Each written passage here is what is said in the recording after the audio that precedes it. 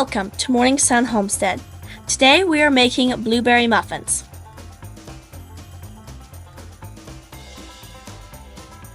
The recipe will be in the description below. Please subscribe to our channel and like all of our videos.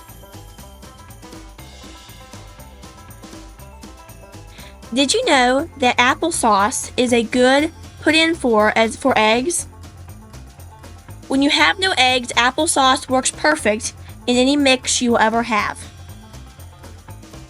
You can use frozen blueberries or canned blueberries. Any one will work perfect. We use frozen because we pick them in the summer and do not can them because it makes them more mushy. We simply freeze them and use them as we need them.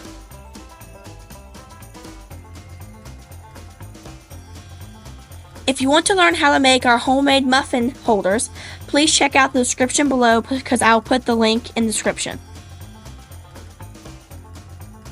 We sprinkle sugar and oatmeal on for flavor and taste, but you can put anything you want on them.